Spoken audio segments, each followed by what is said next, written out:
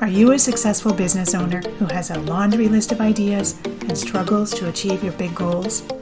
Welcome to the CEO Amplify podcast. I'm your host, Donna Dubé, and my goal is to empower you to drive meaningful change and amplify your profits without the overwhelm. Join us as we provide actionable solutions for visionary CEOs like yourself to up-level your CEO skills, streamline operations, and master strategic prioritization. Learn how to scale your business to new heights, working smarter, not harder. If you're ready to reclaim your time and accelerate your growth, let's dive in and start this exciting adventure together. Remember, the only limit to your business growth is the one you set for yourself.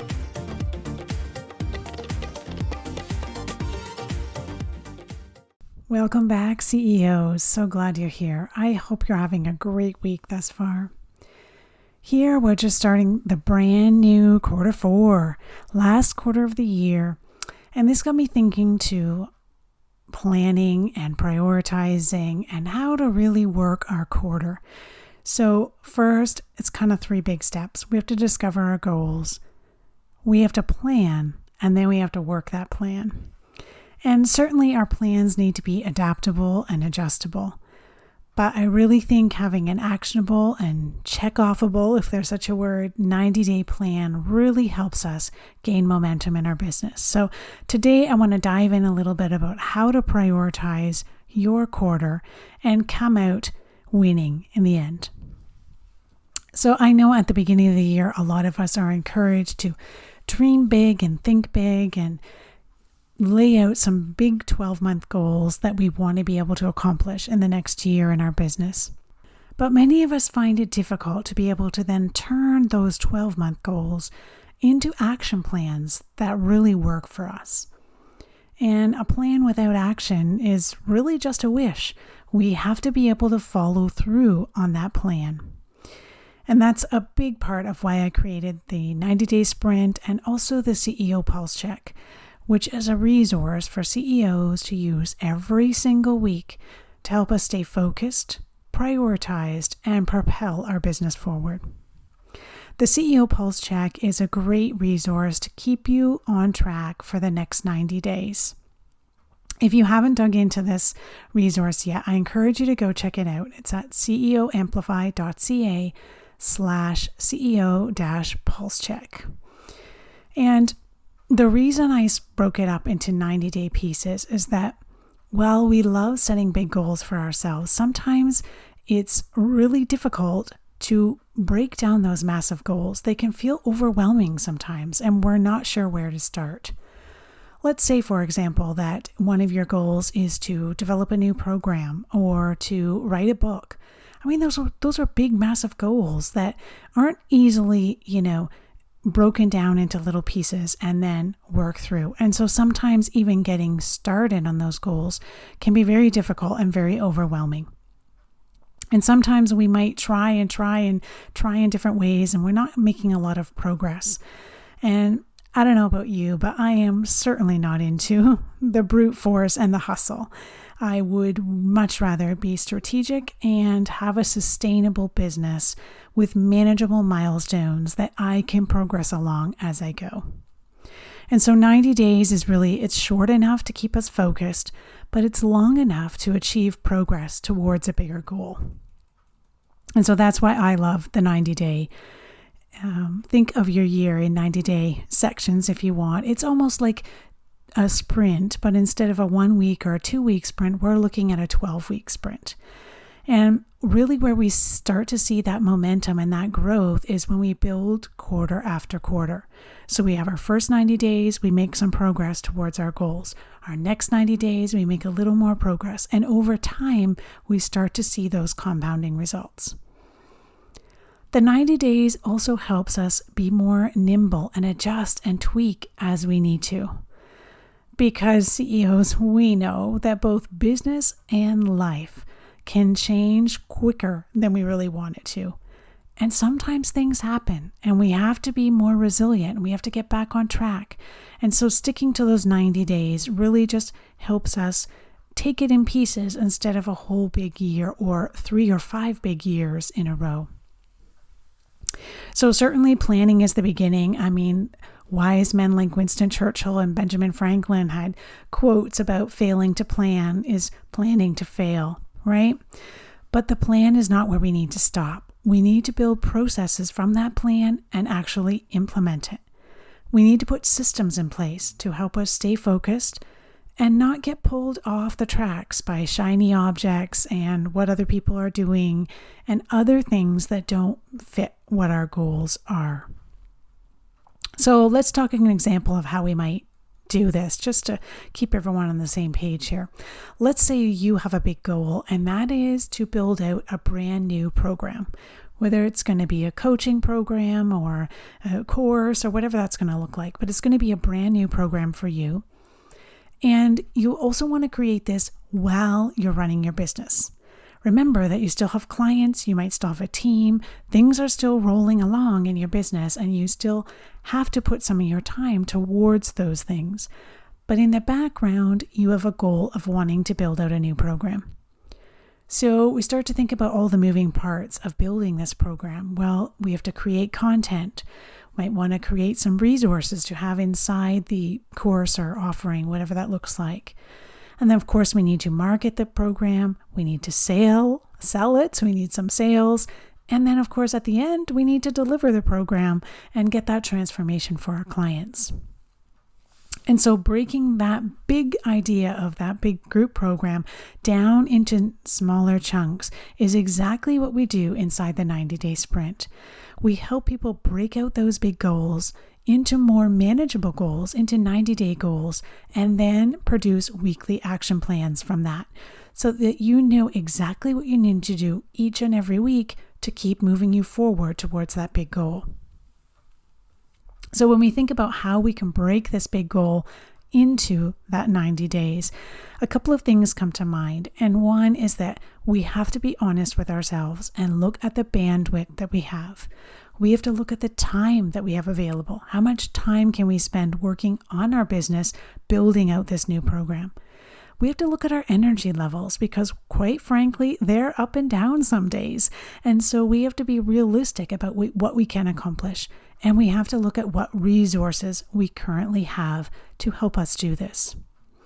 And of course, if this is a goal that you have never done before, it's a bit of an experiment for you because you don't know how long it's going to actually take, right? And so sometimes just not knowing can just be enough overwhelm to not even get us started.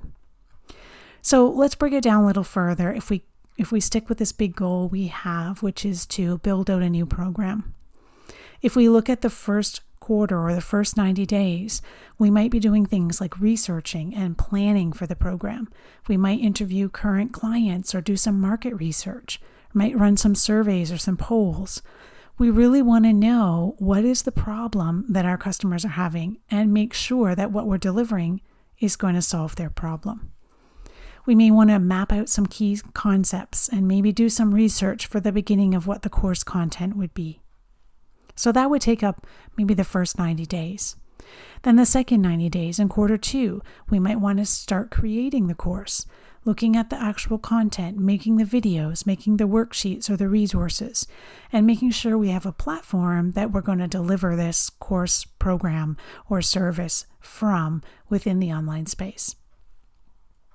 And then the third quarter, so our third 90-day sprint, we're going to look at marketing and actually launching. And so what kind of free content do we want to be able to put out there, which leads people to this paid program? How are we going to put the content out there? Are we going to drip it, have an enrollment period, have an open cart, have it open all the time? All of these things come into play when we're looking at marketing and selling this new product. So that's quarter 3. And then finally, you've sold it, and now in quarter 4, you want to be able to deliver that to your first group of clients. And you want to be monitoring to make sure that what you're actually giving them gives them the results that they're looking for, and they actually see the transformation that they're looking for. And so that's sort of a big picture of how we might break down building out a new course into those 4 quarters. And this is while you're still running your business, friends. Don't forget, you still have clients, you still have team, you still have commitments. So some of you are going to say, wait a minute, Donna. I just listened to you and you're telling me it's going to take me a whole year to build out a course. I can't wait that long. I want to sell this thing much faster than that. And so the question becomes, can you move faster? And yes, of course you can. If you have the bandwidth, you can move faster. Some people even choose to test the idea by launching it first and then building the program after they have sales. So basically they create it and then they deliver it after they've already sold it. And certainly this is a valid option, but I encourage you to take some time and reflect on you and the type of person you are, because it can be stressful to be able to have to create the content sort of ahead of your students week by week. And so sometimes the people find that very stressful. The other thing is, by the time you've sold it and then start creating it, sometimes that can just be darn right exhausting. So I want you to make sure you do some reflection and determine, do you have the capacity, the resources, and the time to be able to sell it that way? And how are you wired? Like, if that's going to stress you, don't do it that way. Take your time and build it out over 90-day sections. All right. So how do we actually create our 90-day plan? So again, the CEO Pulse Check is an excellent resource for this. If you don't have your own copy, I encourage you to go grab one. It really helps you be self-accountable through this process and helps you create a plan and then work your plan so that you stay focused and actually follow through. So there's a couple of steps to this. The first being documenting your 12-month goals. So again, you want a clear picture of what your goal is. You want to make sure it follows a SMART acronym so that you can measure it. It is attainable. It does have a timeline and all those good things. Now, when I'm talking about documenting our 12-month goals, I'm going much deeper than our revenue goals. Having a revenue goal is a first place to start, but I don't want you to stop there, because a revenue goal is an aspirational goal.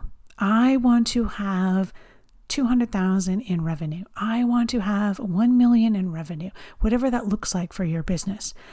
But we want to go deeper than that. We want to look at what action-oriented goals, the how of you, how you're going to get that revenue. So if you set the revenue goal, what are you going to do to be able to attain it? How are you going to get there? What action-oriented goals are going to get you that revenue goal that you want? And so this is when we really want to take a step back, look at our personal finance goals, look at our revenue goals, and then what are we going to sell in order to reach that goal? So that's the first step along the way.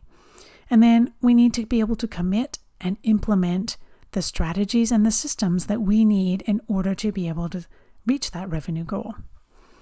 And so when you're thinking about your goals, I want you to make sure that for every product you're selling, you have 3 key systems in place. You have a marketing system, a sales system, and a delivery system.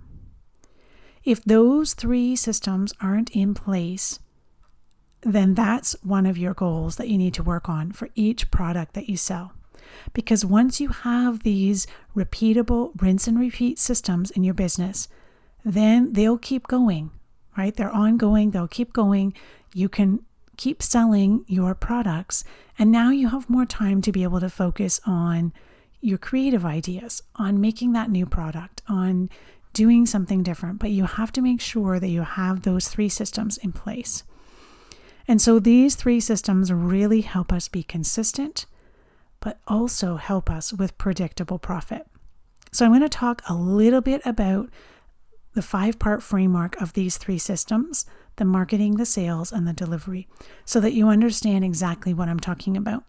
I mean, sales and delivery are pretty clear, but I find the one that people get confused about the most is marketing. Most of us think about marketing as nurture marketing, but there's a whole other piece to marketing that we have to make sure we have set up and have a system for. So the 5-part framework, they're all C's. So they all start with the letter C. Helps me remember. And so the first step is captivate. And this is where we're getting in front of brand new people. People who are not in our world, people who have never heard of us before, but something that we have comes in front of them. And so there's 3 main ways to captivate a new audience. One is SEO. And while SEO certainly works, we have to understand it's a long game, right? You're not going to start putting keywords in SEO today and show up on the top of Google's page tomorrow. And so, yes, it's a good strategy to have, but it's a longer term to see results. The second way we can captivate is using other people's audiences.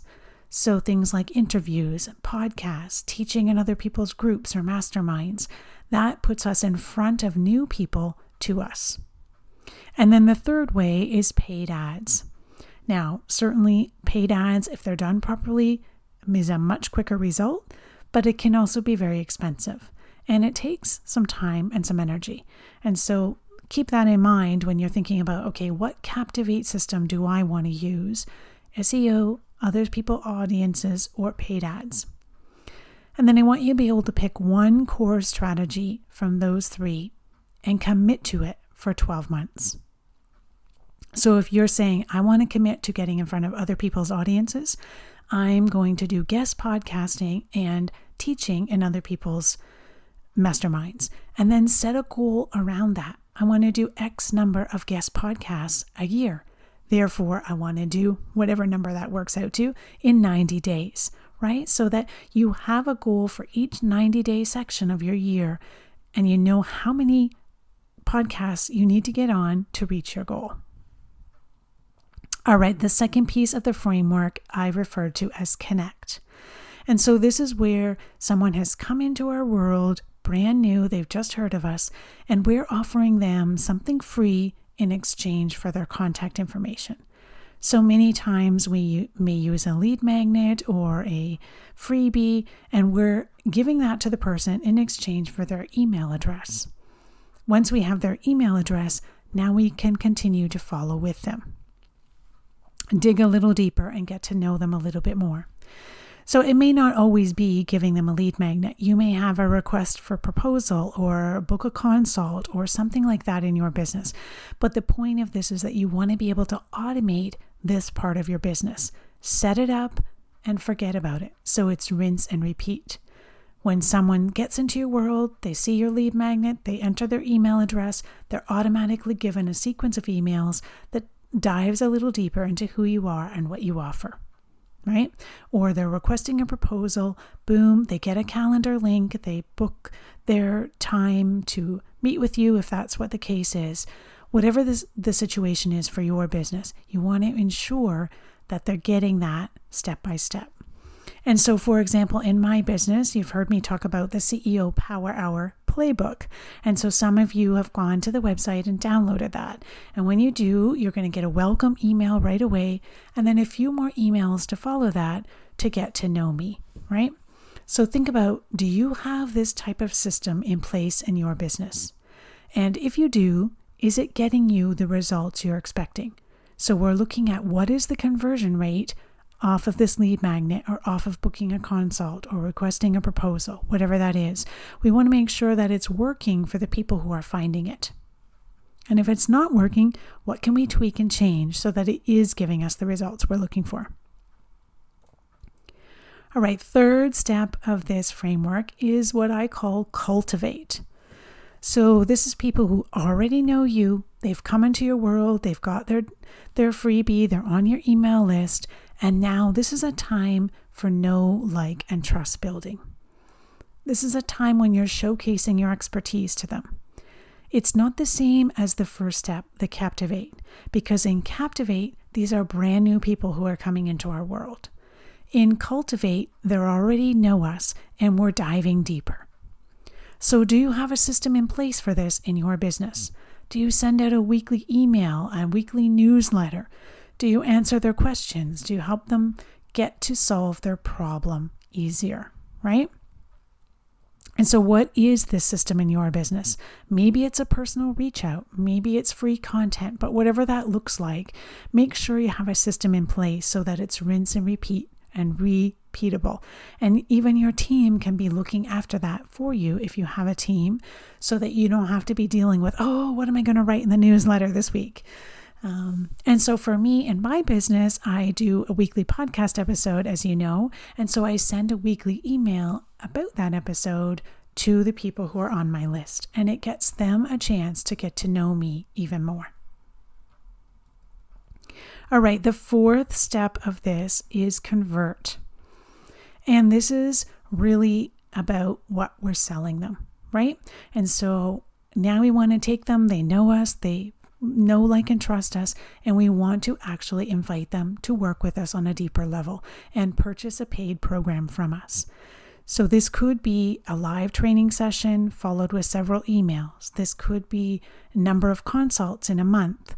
This could be an open enrollment to a quarterly program or course or consultation, whatever you have in your business, but this is where you're inviting them to come and buy something from you.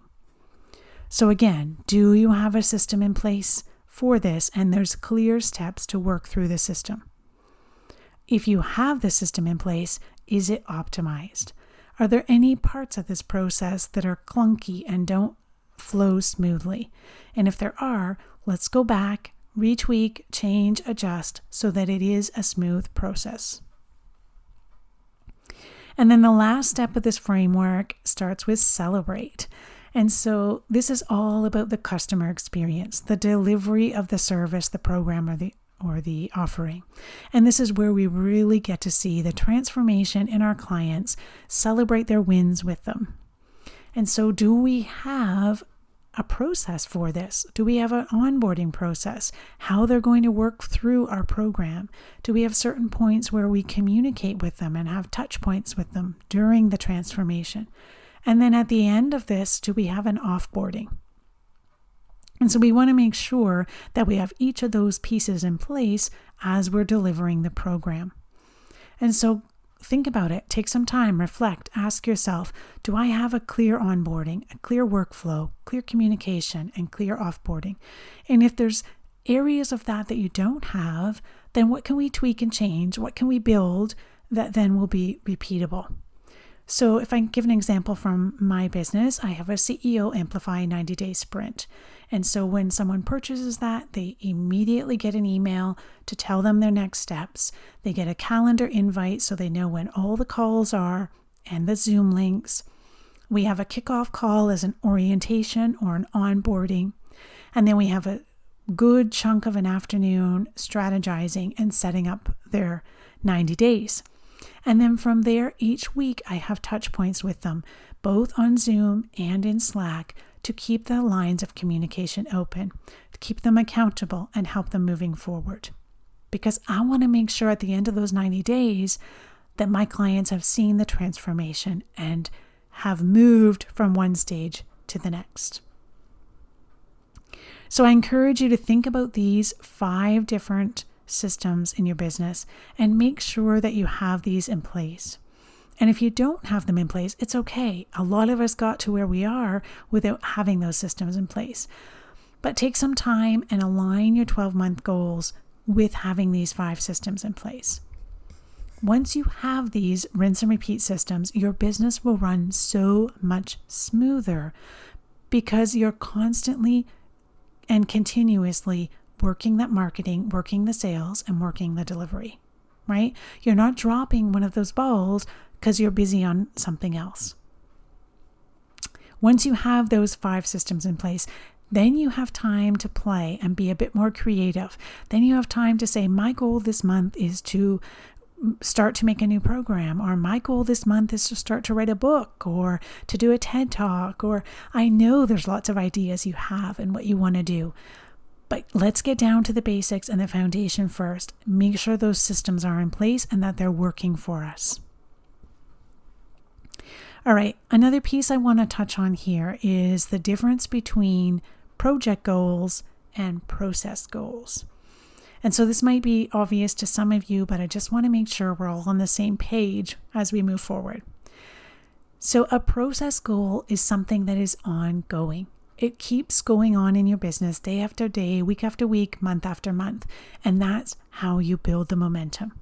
As an example, this podcast is a process goal in my business. Every week I sit down and record. Every week my team uploads a new podcast episode to our host, and it gets sent out to all the channels. Every week we send out an email to the people on our list to tell them about the new episode. And so this is an ongoing rinse and repeat system, right? Everyone on my team knows what their pieces are, and every week we do the same thing. That's a process goal. A project goal is one that has a start and stop.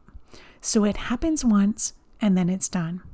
For example, if you wanted to make a new resource for one of your current offerings, you're going to sit down, you're going to make that resource, you're going to tweak it, you're going to edit it, you might show it to a business bestie to get their opinion about, and once it's ready to go, you're done.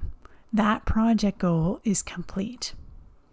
And so we want to make sure that we have our process goals mapped out and working for us before we add in too many project goals. When we're thinking about what our goals are going to be, we have to make sure that we have those process goals laid down in a good foundation.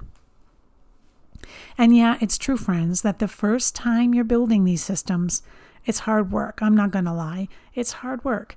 But believe me, once you have it in place, then you keep using it. All you need to do the next time you want to market and sell that program is tweak a little bit, but the emails are there, the social posts are there, you're ready to rock and roll. All right.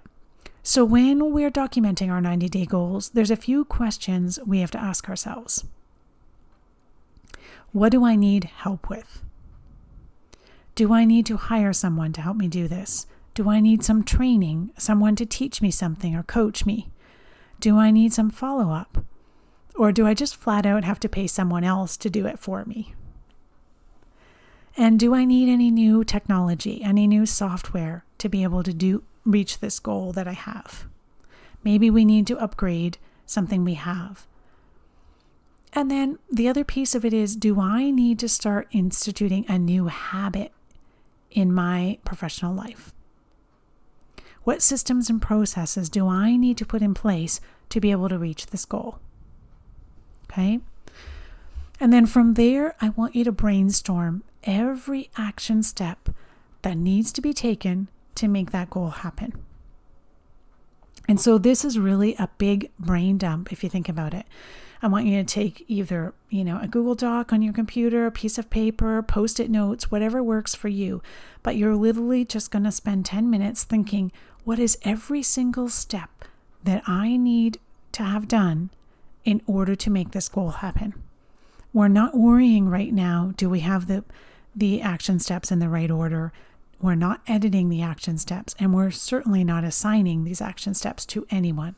We're just simply making a list of all the action steps that need to happen to make this goal, to reach this goal. Editing and figuring out who it's assigned to, that comes later. And so after we have all the steps in place, then we want to lay them out into a timeline. And the reason we want to do a timeline is because most of us are gung-ho, we're ambitious, we've got drive, and we, by our own nature, will front load our planning into the first few weeks. We'll put so many tasks right up front that we have a hard time completing those tasks. We get overwhelmed and then we give up. This is too difficult, I'm done. So to give an example of this, let's say you want to run a 5K race and you are not currently a runner. You can't just go out tomorrow and run the 5K race. You have to pace yourself and you have to start off small. If any of you have ever done those, couch to 5K or something, those training plans that are offered, they go little by little, right? The first week you might run for a minute intervals. And then gradually you might run for 3 or 5 minute intervals. And eventually, as you build up, you'll be able to run that first 5K without stopping in between. But that takes time and you have to pace yourself. The same happens with your goals. So as you're thinking about your 90-day goals, don't put everything in the first 30 days because you will burn yourself out. You will get exhausted and you'll give up. So you want to put those things out, put those tasks through the timeline of the 30, 60, 90-day goals so that you can monitor them and have an equal amount in each of those months. All right. Again, back to the CEO pulse check. Once you've laid out your 12-month goals and your 90-day goals, then we're going to break them up into what I call your monthly goals. So what are we accomplishing in the first 30 days, the second 30 days, and the last 30 days? And there's a few questions and a few ways I like to go through this with clients because it's very important that we're taking care of ourselves and also taking care of our business in every month. And so the first off is your time off. Yes, CEOs, you need time off to rest, relax, play, and quite frankly, enjoy life. And so I want you to go through your calendars and lay out specific time that you want off. Block off those dates and make sure that that's protected time. So whether you want time off for vacation, whether you want time off to just relax, you want time off to attend something that your kids are doing, whatever that is for you, time to go see a therapist, massage, whatever you need to do, make sure you're putting that into your calendar and it's upfront in your 30, 60, 90-day goals. The next question is, what are you going to sell that month? And so I encourage everyone to be selling something every month in their business. Now, certainly you don't need to sell your signature product every single month, right? Sell your signature product 2 to 4 times a year and have smaller products which are going to sell in between. So each month decide, what are you selling? Is it the same service or something different? And how are you going to invite people to buy from you? And actually write it down. Okay, this month I'm selling product X. I'm going to promote it this way. I'm going to do a live 3-day challenge, for example. It's much easier to take action and follow through if we actually have it written down. So in the CEO Pulse Check, it's a beautiful laid out. You can clearly see what your monthly goals are and exactly what you're going to be selling each month. And then underneath that, what action steps do you need to make this happen? So again, we're going to go back to that brain dump we did or those Post-it notes with all the action steps to make our 90-day goal happen. And we're going to put some of them in this month so that we can accomplish a piece of our 90-day goals. When we are intentional about looking at what we're going to sell each month and how we're going to handle our marketing each month, we end up preventing the gaps, this feast and famine mode when we're working with clients, the contract ends, and then all of a sudden we look up and we have to start marketing again. When we make it intentional every month, that helps prevent that feast and famine cycle. And so after you've decided what you're selling, then I want you to look at your marketing, your captivate, your connect, your cultivate. Break down into each month what you're going to do and set a goal. So what goals am I going to achieve in the first 30 days, first 60 days, and then 90 days in order to meet that 90-day goal that I had for Captivate? So as an example, I do this podcast. And so every week I do a podcast episode. And so in my 30-day goals, I'm going to do 4 to 5 episodes, depending on how many weeks there are. In my 60-day goals, same thing. And the 90-day goals, the same thing. So when I continuously do that, now at the end of the 90 days, I've been able to reach my goal. Certainly, batching and putting things together is a wonderful way to be more productive. And so I will do that as well. I will batch and put 3 episodes together and record them all at once so that I sit down once or twice a month and record all the podcast episodes for that month. That helps keep me focused, keeps me prioritized, and it also helps for those times when life happens and I don't get a chance to record. I have a couple ahead and I'm not falling behind. Okay, so let's go back to that example where we wanted to build a new course. And let's break out what we would put in our 30, 60, and 90-day goals. And so for our 30-day goals, we're going to start interviewing clients. We're going to do some surveys, get some market research. We're going to talk to different customers, find out what their biggest pain point, their problem is, and what results they're looking for. And this is so important because we want to make sure we're on the right track. So many times I see business owners come up with brilliant ideas, but they haven't taken the time to see if that's what their customer and their target audience is actually looking for. So you want to make sure, you want to get some more clarity and make sure that where you think you're going is what your people are actually looking for. So that could be the first 30 days. And then for the next 30 days, so 60 days, we're going to start analyzing. We're going to start doing some research for the concepts of what can be in the course content.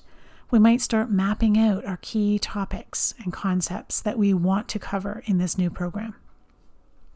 And then for the last 30 days or the 90 days, we're going to start working on our curriculum outline. So maybe we're going to order some modules and order the lessons in a certain order. So we start to see an outline starting to come together of what this new product is going to be. And then from there, so important, we want to be able to put this plan in a project management tool. The reason for this is we want actionable steps every week for ourselves, but also for our team. Many times, a lot of the tasks that you had written out for the 30, 60, and 90-day goals, they don't all have to be done by you, folks. You can use your team to help you do these things. So as an example, I gave this example earlier, I think, with the podcast. Certainly, I have to do the outlining, I have to come up with the topics, and I have to do the recording. But after that, I'm done. The rest of my team can take it from there, do the editing, do the posting, and away we go. And so not all the steps have to be done by you, but your team needs to know what the priorities are.